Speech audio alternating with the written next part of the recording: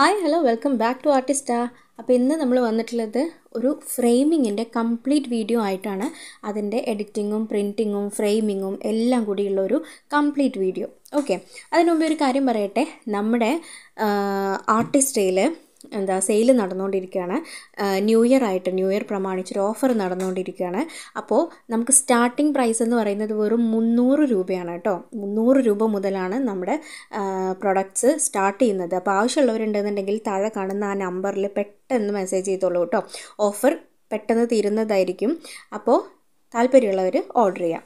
അപ്പോൾ നമുക്ക് നേരെ വീഡിയോയിലേക്ക് കിടക്കാം. ഞാൻ നേരത്തെ പറഞ്ഞതുപോലെ തന്നെ എങ്ങനെയാണ് നമുക്കൊരു ഫ്രെയിം എഡിറ്റ് ചെയ്യാൻ നോക്കാം. ആനിവേഴ്സറി ഫ്രെയിമാണ് കേട്ടോ, ഹസ്ബൻഡിന് കൊടുക്കുന്ന ഒരു ഗിഫ്റ്റാണ്. അപ്പോൾ ആദ്യം തന്നെ ഞാൻ ക്യാൻവ ഓപ്പൺ ചെയ്തിട്ട് A4 ഡോക്യുമെൻ്റ് എടുത്തിട്ടുണ്ട്. ഇതൊക്കെ ഞാൻ മുമ്പ് കുറേ തവണ ചെയ്തിട്ടുള്ളതാണ് കേട്ടോ, അതാണ് ആദ്യം മുതലേ ചെയ്യാത്തത്. അപ്പോൾ ക്യാൻവ ആപ്പ് ഓപ്പൺ ചെയ്ത് സെർച്ച് ബാറിൽ A4 ഡോക്യുമെൻ്റ് എന്ന് അടിച്ചു കൊടുത്താൽ നമുക്കൊരു ബ്ലാങ്ക് പേജ് ഞാൻ എടുത്തിട്ടുണ്ട്.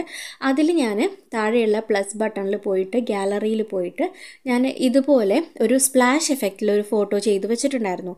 സ്പ്ലാഷ് എഫക്റ്റ് ചെയ്യാൻ അറിയുന്നവരുണ്ടായിരിക്കും എന്ന് വിചാരിക്കുന്നു. അറിയാത്തവരുണ്ടെന്നുണ്ടെങ്കിൽ താഴെ കമൻറ്റ് ചെയ്താൽ മതി, ഞാനതൊരു സെപ്പറേറ്റ് വീഡിയോ ആയിട്ട് ചെയ്യാം.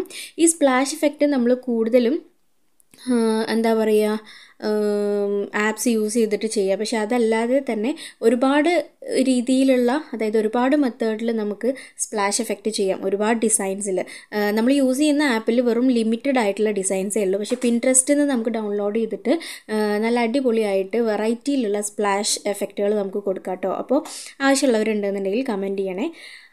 പിന്നെ ഞാൻ എന്താ ചെയ്യാൻ പോകുന്നതെന്ന് വെച്ചാൽ ആ സ്പ്ലാഷ് എഫക്റ്റ് ഉള്ള ഫോട്ടോ ആണ് ഞാൻ മെയിനായിട്ട് വെച്ചിട്ടുള്ളത്. ഇനി അതിൻ്റെ താഴെ വെക്കേണ്ട ഫോട്ടോസ് ഞാൻ ഗാലറിയിൽ പോയിട്ട് സെലക്ട് ചെയ്യുന്നുണ്ട്. ഗാലറിയിൽ പോയിട്ട് ഞാനൊരു ഓൾമോസ്റ്റ് ഒരു 15ഓളം ഫോട്ടോസ് എടുത്തു എന്നാണ് എൻ്റെ ഓർമ്മ. ഇനി ഫോട്ടോസ് ഒക്കെ നമ്മുടെ പേജിലേക്ക് വന്നിട്ടുണ്ടാവും. അത് നമുക്ക് വേണ്ട രീതിയിൽ അറേഞ്ച് ചെയ്യുക എന്നുള്ളതാണ് നമ്മുടെ അടുത്ത ജോലി. ഓക്കെ, അപ്പോൾ അതിൻ്റെ സൈസൊക്കെ മിനിമൈസ് ചെയ്ത് ക്രോപ്പ് ചെയ്യാനുണ്ടെങ്കിൽ ക്രോപ്പ് ചെയ്തിട്ട് ഒന്ന് ഹൈലൈറ്റ് ഒക്കെ ചെയ്തിട്ട് നിങ്ങൾക്ക് ഏത് രീതിയിലാണോ വേണ്ടത് ആ രീതിയിലൊന്ന് അറേഞ്ച് ചെയ്ത് കൊടുക്കാം. പിന്നെ അതിൻ്റെ സൈഡ് വശങ്ങളൊക്കെ ഒപ്പാവാൻ വേണ്ടിയിട്ട് നമുക്ക് അവിടെ ജസ്റ്റ് നമ്മളിങ്ങനെ അഡ്ജസ്റ്റ് ചെയ്ത് കൊടുക്കുമ്പോൾ തന്നെ ഒരു റെഡ് കളറിൽ ഒരു ലൈൻ ഇങ്ങനെ വരും കേട്ടോ. അത് നോക്കിയിട്ട് നമുക്ക് എന്ത് ചെയ്യാം, അതിൻ്റെ എഡ്ജസൊക്കെ കറക്റ്റാക്കിയിട്ട് നമുക്ക് കൊടുക്കാം. ഓക്കെ, പിന്നെ നിങ്ങളുടെ കയ്യിൽ എന്തെങ്കിലും പ്രത്യേക മോഡൽ എന്തെങ്കിലും ഉണ്ടെന്നുണ്ടെങ്കിൽ, അല്ലെങ്കിൽ കസ്റ്റമർ ഒരു മോഡൽ കാണിച്ചു തന്നിട്ട് ഇതുപോലെ വേണമെന്ന് പറഞ്ഞിട്ടുണ്ടെന്നുണ്ടെങ്കിൽ ആ രീതിയിൽ നിങ്ങൾ ഫോട്ടോസും കാര്യങ്ങളൊക്കെ സെറ്റ് ചെയ്ത് കൊടുക്കുക. ഓക്കെ, പിന്നെ A4 ആണ്. അപ്പോൾ ആ ഒരു A4ൻ്റെ സൈസ് മനസ്സിൽ കണ്ടുകൊണ്ട് തന്നെ ഫോട്ടോസിൻ്റെ സൈസും എത്ര വരും നമ്മൾ പ്രിൻ്റ് എടുക്കുമ്പോൾ എന്നുള്ളതൊക്കെ നോക്കിയിട്ട് വേണം നമ്മൾ ഫോട്ടോസ് അറേഞ്ച് ചെയ്തിട്ട് കൊടുക്കാൻ. ഓക്കെ, അപ്പോൾ ഇതിൽ എല്ലാ ഫോട്ടോസൊന്നും ഞാൻ വെച്ചിട്ടില്ല. അത്യാവശ്യം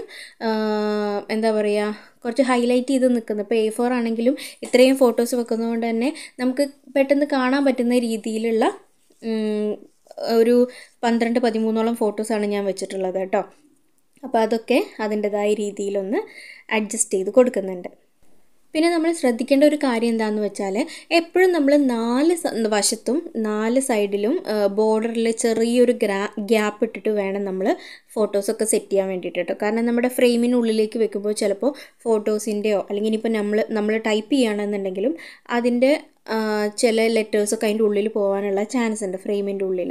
അപ്പോൾ അതിന് വേണ്ടിയിട്ട് 4 സൈഡിൽ നിന്നും കുറച്ച് സ്പേസ് ഇട്ടിട്ട് വേണം ഫോട്ടോസ് അഡ്ജസ്റ്റ് ചെയ്യാൻ.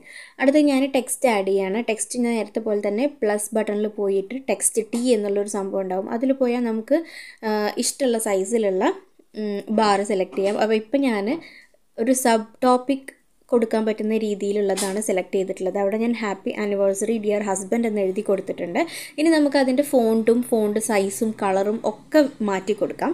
എനിക്ക് എപ്പോഴും ഫ്രെയിം ചെയ്യുമ്പോൾ ഞാൻ ഒരുപാട് സമയം എടുക്കുന്നത് എന്തിനാണെന്ന് വെച്ചാൽ ഫോണ്ട് സെലക്ട് ചെയ്യാൻ വേണ്ടിയിട്ടാണ്. ഫോണ്ട് എത്ര സെലക്ട് ചെയ്താലും എനിക്ക് വീണ്ടും മാറ്റി ഇങ്ങനെ നോക്കിക്കൊണ്ടിരിക്കണം. അപ്പോൾ എൻ്റെ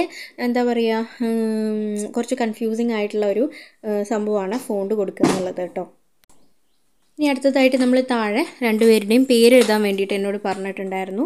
അവരുടെ 2 പേരുടെയും അതുപോലെ തന്നെ മോൻ്റെയും പേര് എഴുതണം എന്നുള്ളത് പറഞ്ഞിട്ടുണ്ടായിരുന്നു. അപ്പോൾ അതും ഞാൻ ഇതുപോലെ തന്നെ ടെക്സ്റ്റ് ഓപ്ഷൻ എടുത്തിട്ട് എഴുതി കൊടുക്കുന്നുണ്ട്. പിന്നെ 2 പേരിലും പേരിൻ്റെ സെൻറ്ററിൽ കുറച്ച് സ്പേസ് ഇട്ടിട്ടുണ്ട് ഞാൻ.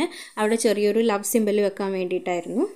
പിന്നെ നമ്മൾ ടെക്സ്റ്റ് എഴുതുമ്പോൾ എന്താ ആദ്യം ഒരു ടെക്സ്റ്റ് സെലക്ട് ചെയ്തിട്ട് വീണ്ടും അടുത്ത ടെക്സ്റ്റ് എഴുതാൻ വേണ്ടിയിട്ട് നമുക്ക് പ്ലസ് ബട്ടണിൽ പോയിട്ട് ടെക്സ്റ്റ് സെലക്ട് ചെയ്ത് അതിൻ്റെ ഒന്നും ആവശ്യമില്ല. നമ്മൾ നേരത്തെ എടുത്ത ആ ടെക്സ്റ്റ് ഉണ്ടല്ലോ അതിലൊന്ന് ക്ലിക്ക് ചെയ്തിട്ടുണ്ടെങ്കിൽ അതിൻ്റെ മുകളിൽ ഡ്യൂപ്ലിക്കേറ്റ് ഓപ്ഷൻ വരും. അപ്പോൾ ആ ഓപ്ഷൻ സെലക്ട് ചെയ്തിട്ട് നമുക്ക് എന്ത് ചെയ്യാം, അതിലുള്ള ആ ഒരു ടൈപ്പ് ചെയ്ത സംഭവം ഉണ്ടല്ലോ അത് ഡിലീറ്റ് ചെയ്തിട്ട് നമുക്ക് വേണ്ട എന്താണെന്ന് വെച്ചാൽ എഴുതി കൊടുക്കാം കേട്ടോ. അപ്പം അങ്ങനെയാണ് ഞാൻ ചെയ്തിട്ടുള്ളത്. പിന്നെ താഴെ ഞാൻ മോൻ്റെ പേരും എഴുതി കൊടുത്തിട്ടുണ്ട് ആൻഡ് അതിൻ്റെയും ഫോണ്ട് മാറ്റി കൊടുത്തിട്ടുണ്ട് കേട്ടോ. പിന്നെ നമ്മളെപ്പോഴും ഫ്രെയിം ചെയ്യുന്ന സമയത്ത് 1-2 വെറൈറ്റീസ് ഉണ്ടാക്കി കൊടുക്കണം. അപ്പോൾ അവരൊരു മോഡൽ കാണിച്ച് തന്ന് അതിൽ ഇപ്പോൾ ഫോണ്ട് മാറ്റിയിട്ടോ അല്ലെങ്കിൽ കളർ മാറ്റിയിട്ടോ നമ്മൾ കസ്റ്റമേഴ്സിന് കാണിച്ചു കൊടുക്കണം. കാരണം അവർ തരുന്ന എമൗണ്ടിന് വർത്ത് ആയിട്ടുള്ള പ്രൊഡക്റ്റ് വേണം നമ്മൾ കൊടുക്കാൻ. എന്തെങ്കിലും ചെയ്ത് കൊടുത്തിട്ട് കാര്യമില്ല. ഓക്കെ, ഈ ഫോട്ടോ ഫ്രെയിം എന്നൊക്കെ പറയുന്നത് ഒരു അസെറ്റാണ്. ഇപ്പോൾ ആനിവേഴ്സറി ഫ്രെയിം ആയിക്കോട്ടെ, അതുപോലെ ബേബി ബർത്ത് ഫ്രെയിംസ് ഒക്കെ ആണെന്നുണ്ടെങ്കിൽ അതൊരു അസെറ്റാണ്. നമ്മുടെ മക്കൾ വലുതായി ഒരുപാട് വലുതായാലും അതിങ്ങനെ കാണുമ്പോൾ ഭയങ്കര ഒരു ഫീലിംഗ് ആണത്. അപ്പോൾ ആ ഒരു സംഭവം നമ്മുടെ മനസ്സിൽ വെച്ചിട്ട് തന്നെ വേണം നമ്മൾ ഓരോ ഓർഡേഴ്സും നമ്മൾ ചെയ്ത് കൊടുക്കാൻ വേണ്ടിയിട്ട്. അടുത്തതായിട്ട് ഞാൻ ആ 2 പേരിൻ്റെയും ഇടയിൽ വെക്കാനുള്ള ഒരു ലവ് സിമ്പിൾ എടുക്കുന്നുണ്ട്. നേരത്തെ പറഞ്ഞ പോലെ തന്നെ പ്ലസ് ബട്ടണിൽ പോയിട്ട് എലമെൻറ്റ്സ് എന്ന് പറഞ്ഞ സംഭവം ഉണ്ടാകും. അവിടെ സെർച്ച് ബാറിൽ നമുക്ക് വേണ്ടത് എന്താണോ അത് ടൈപ്പ് ചെയ്ത് കൊടുത്താൽ അതിൻ്റെ ഒരുപാട് വെറൈറ്റീസ് വരും. അതിൽ തന്നെ പേ ചെയ്തിട്ട് എടുക്കാനുള്ളതും ഉണ്ടാവും കേട്ടോ. അപ്പോൾ അതെടുക്കണ്ട. അതെടുക്കുകയാണെന്നുണ്ടെങ്കിൽ നമ്മൾ ഡൗൺലോഡ് ചെയ്ത് വരുന്ന സമയത്ത് ക്യാൻവ എന്നുള്ള ആപ്പിൻ്റെ ഒരു ചെറിയൊരു പേര് പോലെ വരും. ഓക്കെ, അപ്പോൾ അതൊരു ഭംഗിയായിട്ട് നമുക്ക് ഫീൽ ചെയ്യും. അപ്പോൾ എന്ത് ചെയ്യാം, നമുക്ക് പേ ചെയ്യാതെ തന്നെ യൂസ് ചെയ്യാനുള്ള ഒരുപാട് സംഭവങ്ങൾ ഉണ്ട് കേട്ടോ. അപ്പോൾ അതിൽ നിന്ന് ഏതെങ്കിലും എടുത്തിട്ട് നമുക്ക് ഒരു ലവ് സിമ്പിൾ എടുത്തിട്ടുണ്ട് ഞാൻ, റെഡ് കളറുള്ളത്. അതതിൻ്റെ സെൻറ്ററിൽ ഞാനൊന്ന് സൈസൊക്കെ ഒന്ന് അഡ്ജസ്റ്റ് ചെയ്തിട്ട് വെച്ച് കൊടുത്തിട്ടുണ്ട്. ഓക്കെ, അപ്പോൾ ഇങ്ങനെയാണ് നമ്മുടെ ഫൈനൽ ഫോട്ടോ ഫ്രെയിം ഉള്ളത്. ഇനി അതിൻ്റെ ആ മുകളിൽ ഹാപ്പി ആനിവേഴ്സറി എന്നുള്ള അവിടെ ഞാൻ ജസ്റ്റ് ഒരു കളർ, എന്തെങ്കിലും ഒരു കളർ ആഡ് ചെയ്യാൻ വേണ്ടിയിട്ട് ഞാനൊരു ലൈൻ, ഒരു കേർവ്ഡ് ലൈൻ സെലക്ട് ചെയ്തിട്ട് ഒരു ഗോൾഡൻ കളറുള്ള ഒരു കേർവ്ഡ് ലൈനും കൂടി ഞാൻ അവിടെ വെച്ച് കൊടുക്കുന്നുണ്ട്. ജസ്റ്റ് ഒന്ന് എന്താ പറയുക, അവിടെ എന്തെങ്കിലും ഒന്ന് ഹൈലൈറ്റ് ചെയ്ത് കാണണം എന്ന് വിചാരിച്ചിട്ട് കേട്ടോ. പിന്നെ അതിൻ്റെ കളേഴ്സൊക്കെ നമുക്ക് മാറ്റി കൊടുക്കാം കേട്ടോ, സൈസ് മാറ്റി കൊടുക്കാം, ഒക്കെ ചെയ്യാം. അപ്പോൾ അതും ഞാൻ അതിൻ്റെ മുകളിലൊന്ന് വെച്ച് കൊടുത്തിട്ടുണ്ട് കേട്ടോ.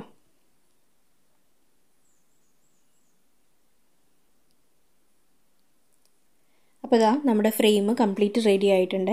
ഇനി ഇത് നമുക്ക് ഡൗൺലോഡ് ചെയ്തെടുക്കാം.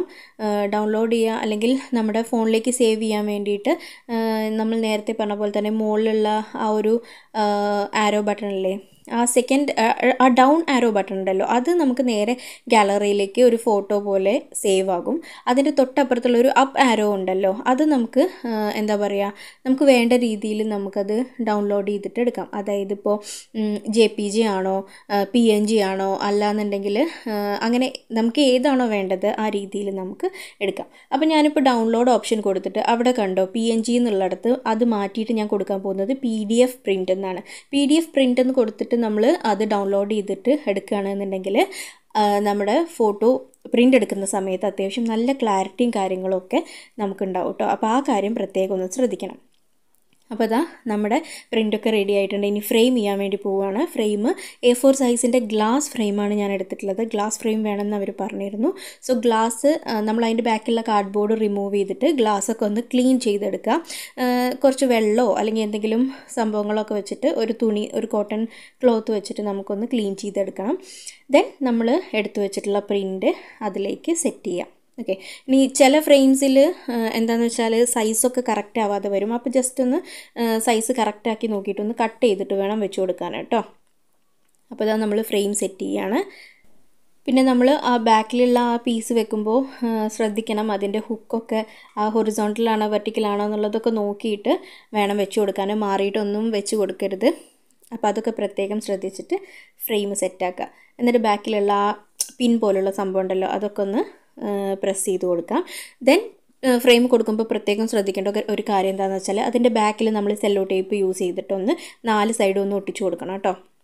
അതും കൂടി ശ്രദ്ധിക്കണം. അപ്പോൾ ഇതാ നമ്മുടെ അടിപൊളി ഫ്രെയിം റെഡി ആയിട്ടുണ്ട്. പിന്നെ നമ്മുടെ ഫ്രെയിമിലുള്ള എന്താ പറയുക, അതിൻ്റെ ഇടയിലുള്ള ആ ഒരു ഷീറ്റ് പോലുള്ള സംഭവം ഉണ്ടല്ലോ അതൊക്കെ ഒന്ന് എടുത്തിട്ട് പുറം ഭാഗം ഒന്നുകൂടി നന്നായിട്ടൊന്ന് ക്ലീൻ ചെയ്യണം. ക്ലീൻ ചെയ്തിട്ട് നമുക്ക് പാക്ക് ചെയ്യാം.